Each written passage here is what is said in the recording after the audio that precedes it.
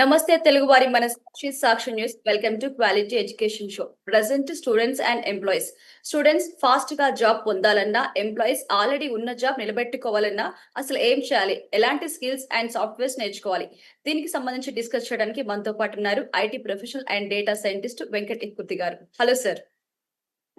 Hello అండి, నమస్తే sir. First ముందుగా స్టూడెంట్స్ ని కనుక తీసుకున్నట్టయితే, స్టూడెంట్స్ ఫాస్ట్ గా జాబ్ పొందాలి అంటే అసలు ఏం నేర్చుకోవాలి, ఎలాంటి స్కిల్స్ నేర్చుకోవాలి, ఒక విద్యావేత్తగా మీరేం చెప్తారు?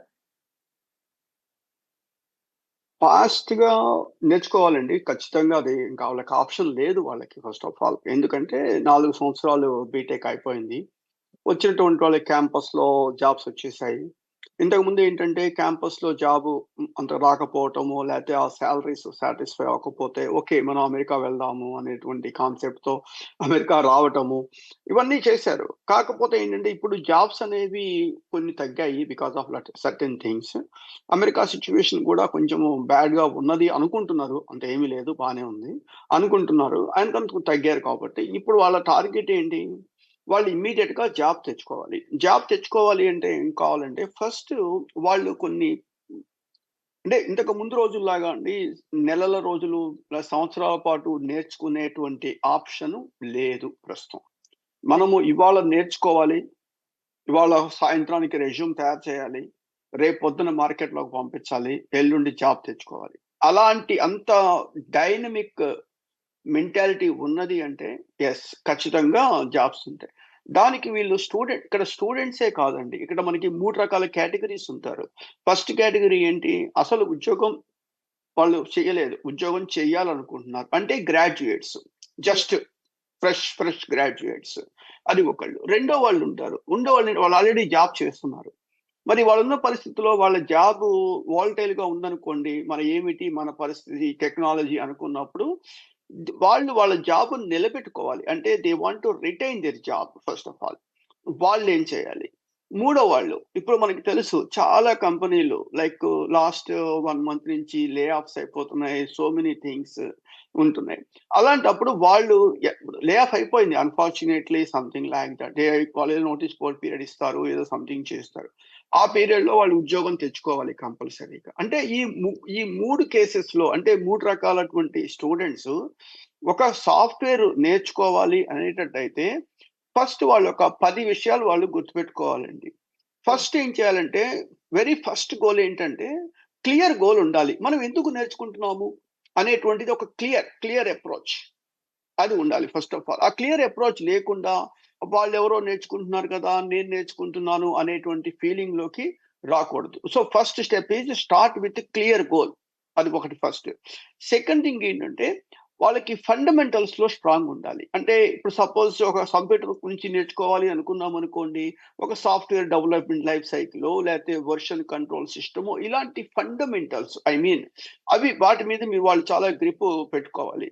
నెక్స్ట్ మూడవది ఏంటంటే వాళ్ళకున్న టెక్నాలజీని బట్టి, అంటే వాళ్ళు చదివినటువంటి స్కిల్ ని బట్టి వాళ్ళు డిసైడ్ చేసుకోవాలి ఏ టూల్ అయితే నాకు ఉపయోగపడుతుంది అనేది వాళ్ళు సెలెక్ట్ చేసుకోవాలి. ఏ ప్రోగ్రామ్ లాంగ్వేజ్ నాకు ఉపయోగపడుతుంది అనేది సెలెక్ట్ చేసుకోవాలి. అది సెలెక్ట్ చేసుకున్న తర్వాత okay I want to go with SAS or I want to go with Python, I want to go with data analysis, something like ఏదో ఒకటి సెలెక్ట్ చేసుకున్న తర్వాత వాళ్ళు నెక్స్ట్ చేయాల్సిన పని ఫ్యాకల్టీ సెలెక్ట్ చేసుకోవాలి.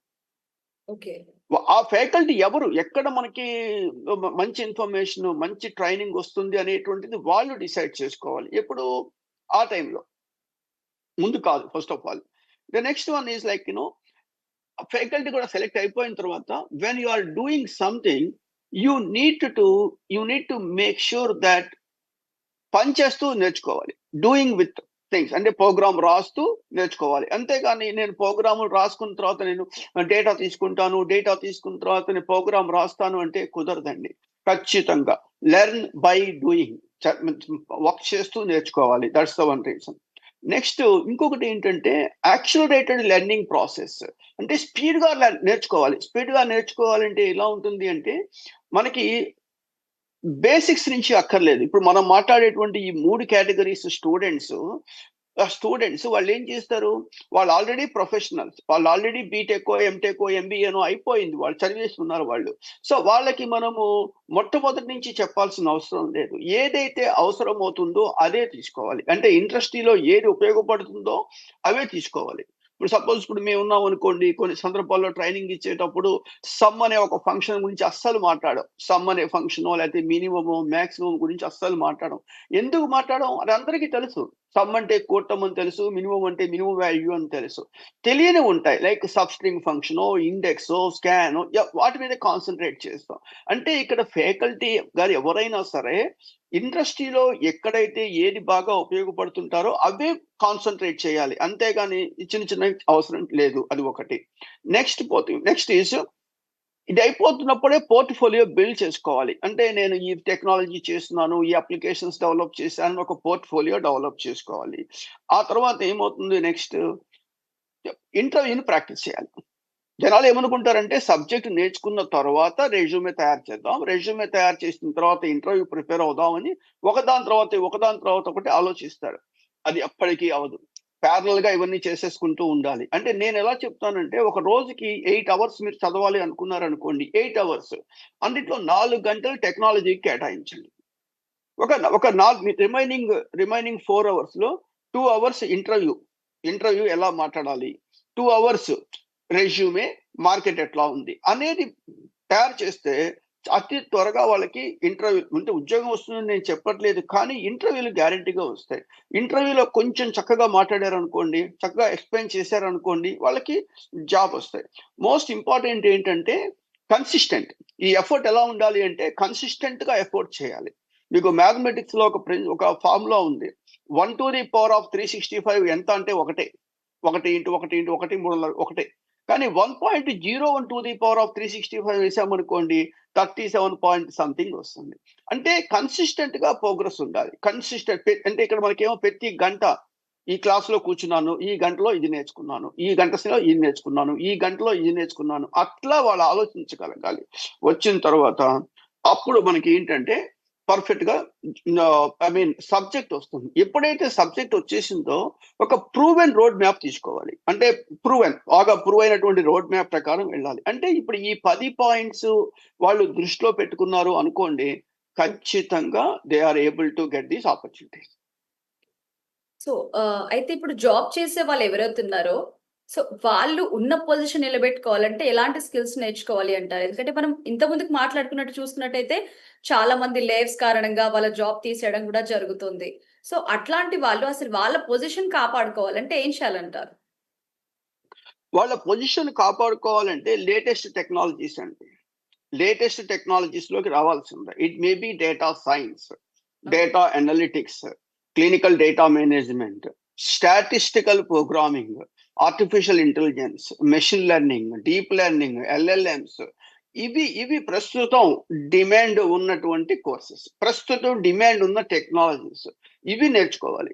అంతేగాని నేనేదో ఒక పాత కాలంలో అవి తప్పని నేను చెప్పట్లా, వాటిని నేను డీగ్రేడ్ చేయట్లేదు. ఆ టెక్నాలజీస్ తీసుకున్నారనుకోండి, ఇవాళ యూజ్ చేయట్లేదు. అది కదా ప్రాబ్లమ్ మనకి. ఇవాళ ఏవైతే టెక్నాలజీలు డిమాండ్ ఉంటుందో, ఏ టెక్నాలజీ వాడతారో ఆ టెక్నాలజీస్ మాత్రమే నేర్చుకోవాలి. ఇంకా మీరు అడిగారు మంచి క్వెషన్. ఎవరు ఏవి నేర్చుకోవాలి అన్నారనుకోండి. ఒక బీటెక్ కంప్యూటర్ సైన్స్ పిల్లవాడు, లేదా B Tech computer science or data science వాళ్ళు ఖచ్చితంగా డేటా సైన్స్ లేదా ఆర్టిఫిషియల్ ఇంటెలిజెన్స్ అవి నేర్చుకోవచ్చు. అదే ఒక బి ఫార్మసీ చదివిన పిల్లవాళ్ళకి ఐటీలోకి జాబ్ రావాలి అనుకున్నారనుకోండి, వాళ్ళు బేసిక్‌గా నేర్చుకోవాల్సింది statistical programming. Statistical programming in clinical trials లేకుండా వాళ్ళకి జాబ్ రావడం చాలా చాలా కష్టం. సో కాబట్టి depending upon there educational background they need to choose A right path. ఆ రైట్ పాత్ చూస్ చేసుకోవాలి. చూస్ చేసుకోవడానికి ఇందాక నేను చెప్పినటువంటి 10 ప్రిన్సిపల్స్ అప్లై చేయాలి. అంటే ఒకప్పుడు ఎలా ఉంటాయండి ట్రైనింగ్, ఇప్పటికి కూడా చాలా మంది చెప్తారు. 6 నెలలు ట్రైనింగ్‌కెళ్ళామండి అంటారు. 6 నెలల పాటు నువ్వు ట్రైనింగ్ ఎంతసేపు తీసుకుంటున్నారు రోజుకి అంటాను. రోజుకి గంట సేపు సార్ అంటారు. రోజుకి గంట సేపు 6 నెలల పాటండి. ఒక్కసారి ఆలోచించండి. ఫస్ట్ 10 నిమిషాలు జనాలు కూర్చోటానికి సరిపోతుంది. అవును. లాస్ట్ 10 నిమిషాల పాటు ఏదో మాట్లాడటానికి సరిపోతుంది. కరెక్ట్‌గా క్లాస్ చెప్పేదంతా 30 మినిట్స్ ఆర్ 40 మినిట్స్. చూడండి 30-40 మినిట్స్ నేర్చుకుంటే మనకి ఎంత నాలెడ్జ్ వస్తుంది. అందుకనే ఆరకిల్ కార్పొరేషన్ కానీ లేకపోతే ఈ పెద్ద పెద్ద కార్పొరేషన్స్ అన్ని ట్రైనింగ్ ఎట్లా ఇస్తాయంటే మార్నింగ్ టు ఈవినింగ్. వాళ్ళు కనీసం ఏంటంటే ఫుడ్ కూడా బయటికి వెళ్ళనివ్వరండి. ఫుడ్ కూడా వచ్చేస్తుంది. ఇప్పుడు మేము కూడా ట్రైనింగ్ ఇచ్చినప్పుడు అలానే ఇస్తాము. ఫుడ్ ఏం చేస్తామంటే వర్కింగ్ లంచ్ అని పెడతాం. వర్కింగ్ లంచ్ అంటే ఏం చేస్తామో తెలుసా మీకు? మీరెవరు నమ్మరు. ఒక్క చపాతీనే పెడతాం. ఎందుకంటే అంతే ఒక చపాతీనే. రెండో చపాతీలు పెట్టామనుకోండి నిద్రపోతారు. ప్రాబ్లమ్ అది మాకు. ఓకే. ఇప్పుడు ఎట్లా ఆలోచిస్తామంటే 9కి క్లాస్ స్టార్ట్ అవుతుందండి. 10:30 వరకు క్లాస్ ఉంటుంది. 10 నిమిషాలు టీ బ్రేక్ ఇస్తాము. మళ్ళా 10:45 స్టార్ట్ అవుతుంది. 12 దాకా క్లాస్ ఉంటుంది. 12-1 క్లాస్ ఉంటుంది. 1-1:30 లంచ్ బ్రేక్ బ్రేక్ ఉంటుంది. ఆ బ్రేక్‌లో కూడా జనాలు కబుర్లు చెప్పుకుంటుంటారు. అంటే నెట్వర్కింగ్ ఎవరు ఎక్కడి నుంచి వస్తుంటారు కదా! అక్కడి నుంచి లైక్ దిస్. అట్లా ఎప్పుడు మార్నింగ్ 9కి క్లాస్ స్టార్ట్ చేస్తే ఈవినింగ్ 8:00 దాకా. అంటే ఎంత 11 గంటల క్లాసు. అందుట్లో గంట సేపు బ్రేక్ తీసేయండి. 10 గంటలు. అంటే వాళ్ళు వచ్చేటప్పుడు ఒక పేపర్ తీసుకొచ్చుకొని వెళ్ళిపోయేటప్పుడు ఈ 10 గంటల్లో మేము ఇవన్నీ నేర్చుకున్నాము అని చెప్పేసేసి. అలా పెట్టుకోవాలి. అలా పెట్టుకున్నప్పుడు వాళ్ళకి ఖచ్చితంగా జాబ్ అనేటువంటిది వచ్చేస్తుందండి. ఖచ్చితంగా వచ్చేస్తుంది. మనం ఏంటంటే అరగంటో, పావుగంటో నేర్చేసుకొని ఆ నేర్చిన దాంట్లో మనకి ఉద్యోగం రావాలి అంటే మాత్రం ప్రస్తుతం ఉన్నటువంటి మార్కెట్ సిట్యుయేషన్‌లో అది చాలా చాలా కష్టం. ఓకే. అయితే మీరు చెప్పినట్టు ఇప్పుడు గంట ట్రైనింగ్ అనేది వేస్ట్ అంటారింక. నేను వేస్ట్ అంటలేదండి. ఎందుకంటే ఎవరి బిజినెస్ వాళ్ళది. ఇప్పుడు నేనది వేస్ట్ అని చెప్పేసి ఎందుకంటే నాకు ఇప్పుడు చాలా మంది ట్రైనింగ్‌లు గంట సేపు అని చెప్పి తీసుకుంటారు. తీసుకున్న తర్వాత ఎంతమందికి జాబ్స్ వస్తున్నాయండి?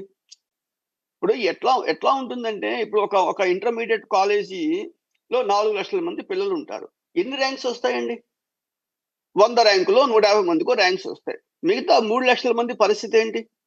ఇది ఎలా ఉంటుందంటే ఎవరో ఒకళ్ళకో ఇద్దరికో జాబులు రావచ్చు. అది వాళ్ళ ఎఫర్ట్. వాళ్ళ తెలివితేటలతో జాబులు రావచ్చు. అంత మాత్రాన అది అందరికీ అప్లై అవ్వదు. ఇప్పుడు మనం ఏం ఆలోచించాలి? మనం చెప్పేటువంటి పాలిసీ అందరికీ అప్లై అవ్వాలి. అంటే 99% ఆఫ్ పీపుల్‌కి అప్లై అవ్వాలి. కాబట్టి అప్లై అవ్వాలి అంటే ఇది ప్లాన్. ఓకే.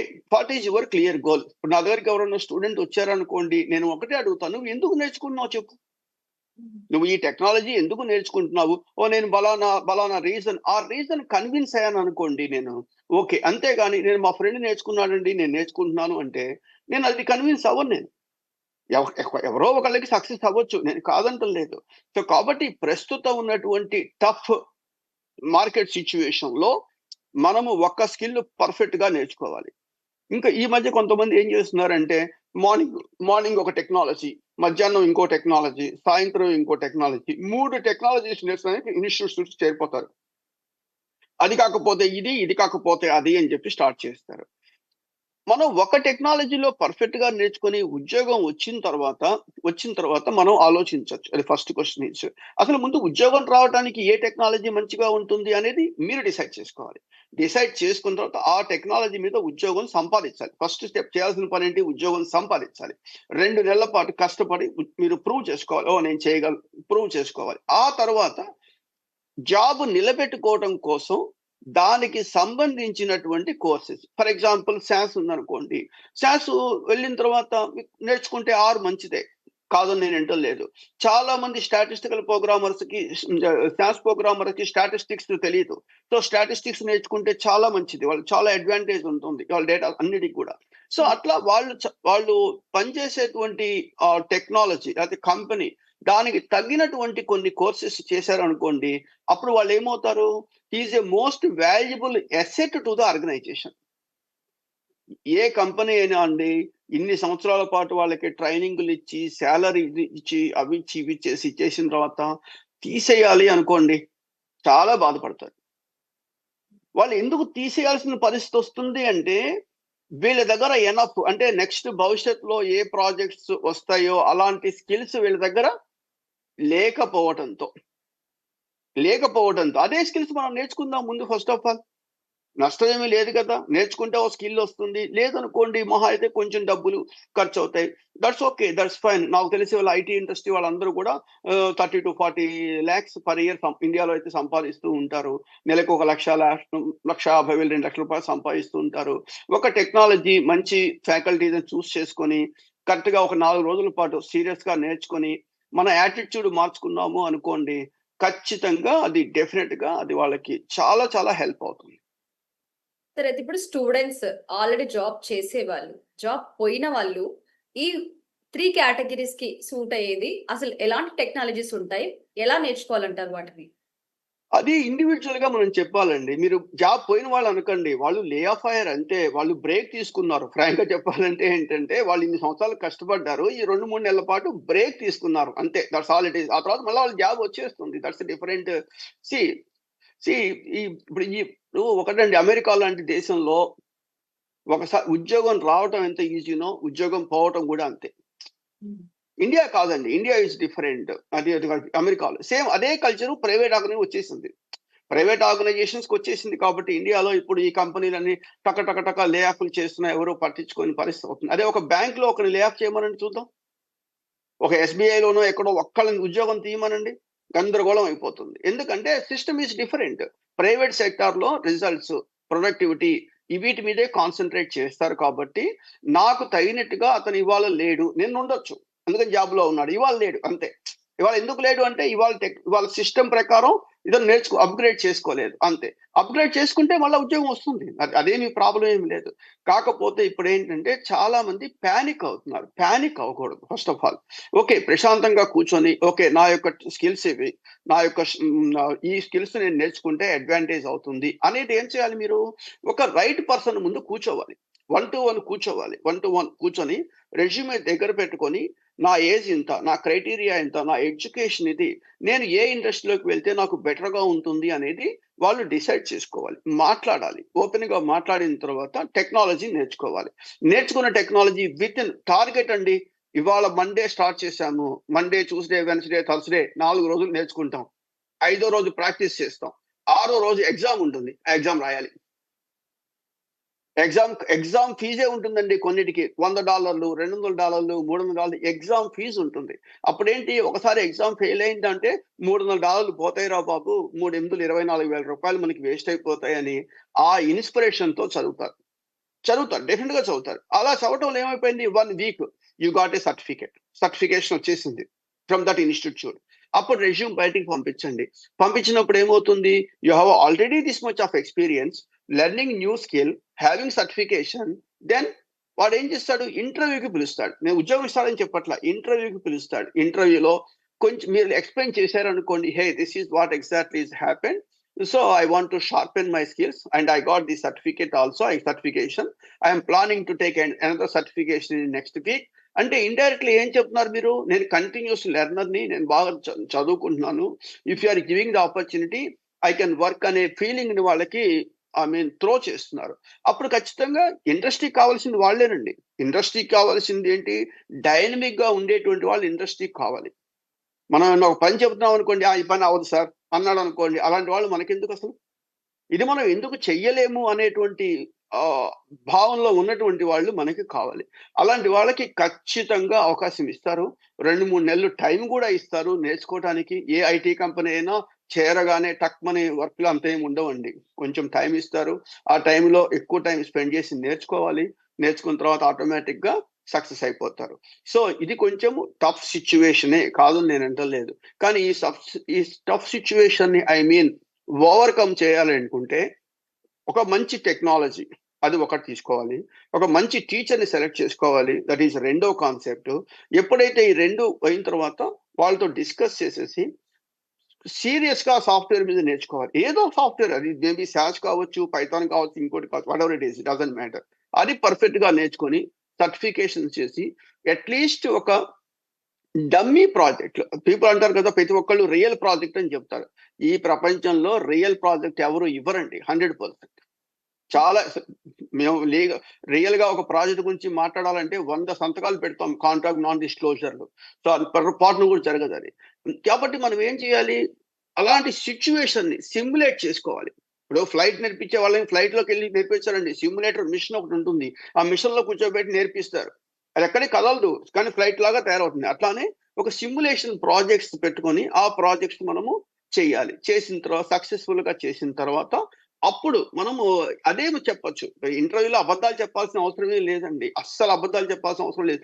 నాకు వచ్చిన స్కిల్స్ ఇవి, నేను ఇవి నేర్చుకున్నాను. Please give me the opportunity. I will prove my self. నాకు అవకాశం ఇవ్వండి. నేను ప్రూవ్ చేసుకుంటా. ఒక 2 నెలలు టైం ఇవ్వండి. ప్రూవ్ చేసుకుంటాను. లేకపోతే ఈ 2 నెలల పాటు నాకు డబ్బులు కూడా పే చేయొద్దు. నేను ప్రూవ్ చేసుకుంటే అప్పుడు పే చేయండి అంటే ఇండైరెక్ట్‌లీ ఏమిటి? నమ్మకం ఉంటుందని అర్థం. ఇప్పుడు మీరు 'ఖైతాన్' ఫ్యాన్ ఉందండి. 7 సంవత్సరాలు వారంటీ అంటాడు వాడు. ఇంకొక ఫ్యాను 1 సంవత్సరం వారంటీ అంటాడు. మీరు ఏ ఫ్యాన్ కొంటారు? 7 years వారంటీ. ఎందుకని? వాడికి గ్యారంటీ 7 ఇయర్స్ వరకు నా ఫ్యాను తిరుగుతూనే ఉంటుందని నమ్మకం ఉంటుంది. అవును. అగ్రీ. సేమ్ అంతే పరిస్థితి. డబ్బులు ఇవ్వక్కర్లేదు. నేను 2 నెలలు నీకు ఫ్రీగా పనిచేస్తాను. నా పని నచ్చితే తర్వాత నాకు డబ్బులు ఇవ్వు అన్నారనుకోండి. అంటే అర్థం ఏంటి? నా మీద నాకు నమ్మకం ఉండబట్టే కదా నేను ఆ మాట చెప్పేది. ఇలా ఇంత చక్కగా క్లారిటీగా మాట్లాడారనుకోండి వచ్చేస్తుంది. అంతేగాని మనము ఒక 10 సంవత్సరాలు దొంగ ఎక్స్‌పీరియన్స్ పెట్టుకొని, లేతే ఇంకో దొంగ స్టేటస్ పెట్టుకొని, ఇంకోటి పెట్టుకొని మనం మార్కెట్‌లోకెళ్ళిపోయి ఎంతమంది నాకు అమెరికాలో తెలుసు కదా! లైక్ వాళ్ళు పని చేయలేక ఐ మీన్ ఫైర్ అవ్వటము, బయటికి ఏవో రకరకాలు నడుస్తున్నాయి. సో, కాబట్టి ఇవాళ అందరికీ ప్రపంచం మొత్తం మీద ఒకే ఒక concept. If you have skill, nobody is going to stop you. If you don't have skill, nobody is going to help you. అయితే యాక్చువల్‌గా చాలా మంది సాఫ్ట్‌వేర్ ఎంప్లాయీస్ అయితే జాబ్ రాగానే జాబ్ వచ్చేసిందని చాలా కూల్‌గా కూర్చుంటారు. కానీ ఇప్పుడున్న సిట్యుయేషన్‌లో మీరు చెప్పిన దాన్ని బట్టి చూస్తే మాత్రం ఇదొక లెర్నింగ్ ప్రాసెస్ అని మాత్రం అర్థమవుతుంది. ఎడ్యుకేషన్ లాగానే సేమ్ జాబ్ కూడా అని. కాదండి. ఇప్పుడు మీరు ఎవరెస్ట్ శిఖరం మీదకెళ్లారండి. ఎవరెస్ట్ శిఖరం ఎక్కడం చాలా ఈజీనే. జస్ట్ లైక్ భూటాన్ నుంచో, నేపాల్ నుంచో ఫ్లైట్ తీసుకొని హెలికాప్టర్ తీసుకొని టక్కనెళ్లి అక్కడ నుంచోవచ్చు. కానీ అక్కడ మీరు ఎంతసేపు నిలబడగలరు? మాక్సిమం 5 సెకండ్లు ఆ గాలికి. Yes. Getting the first top is not a big issue. కానీ అక్కడ నిలబడటం చాలా కష్టం. గుర్తుపెట్టుకోండి. ద వర్డ్ ఏంటంటే కష్టం. ఉద్యోగం సంపాదించడం ఈజీగానే ఉంటుంది. కాలేజీలో క్యాంపస్ ప్లేస్‌మెంట్స్ ఉంటాయి. వాటిలో ఉంటాయి. ఉద్యోగం వచ్చేస్తుంది. వచ్చిన ఉద్యోగాన్ని నిలబెట్టుకోవడం అనేదే కష్టము. That's the more important is. Yes. ఇప్పుడు getting top position is not a issue. You need to stick on that position. ఇప్పుడు ఈ పెద్ద కంపెనీలన్నీ ఏం చేస్తాయండి? వాళ్ళ ప్రొడక్ట్ ఇప్పుడు యాపిల్ ఉంది. Number 1 company in the world అన్నప్పుడు ఆ నంబర్ 1 పొజిషన్‌ని నిలబెట్టుకోవడానికి ఎంత పోటీ ఉంటుందో తెలుసా మీకు? ఏ మాత్రం అలా వచ్చినా సరే ఈ సామ్‌సంగ్ పైకొచ్చే అవకాశం ఉంటుంది. ఇంకో కంపెనీ పైకొచ్చే అవకాశం ఉంటుంది. Same thing like this. So, కాబట్టి ఇవాళ స్టూడెంట్‌లు ఉద్యోగం రావడం అనేది ఓకే. అగ్రీ. నేను నేను డినై చేయట్లేదు. కానీ వచ్చిన ఉద్యోగాన్ని నిలబెట్టుకోవాలి అంటే మాత్రం ఖచ్చితంగా 100% వాళ్ళు కష్టపడాల్సిందే. There is no exception. అంటే ఏ కోర్సులు నేర్చుకోవాలన్నప్పుడు అది మనం కంపెనీ బట్టి నేర్చుకోవచ్చా? మార్కెటింగ్ దేని మీద డిపెండ్ అయ్యింది అనే దాన్ని బట్టి నేర్చుకోవాలంటారా? సో మెనీ ఫ్యాక్టర్స్ ఇన్‌ఫ్లూయెన్స్ అవుతాయండి. ఇప్పుడు మీరు ఫార్మసీ చదివారనుకోండి, హైదరాబాద్‌లో ఉన్నారనుకోండి, మీకు కొన్ని కోర్సెస్ బెటర్‌గా ఉంటాయి. అదే మీరు డేటా సైన్స్ చదివారనుకోండి, మీరు బెంగుళూరులోనో, అమెరికాలో ఉన్నారనుకోండి, ఇంకో కొంచెం బెటర్‌గా ఉంటుంది. కాబట్టి ఇదేంటంటే జనరలైజ్ మనం చెయ్యలేము. అది నేను చెప్తాను. జనరలైజ్ చేయలేము. Person to person it will vary.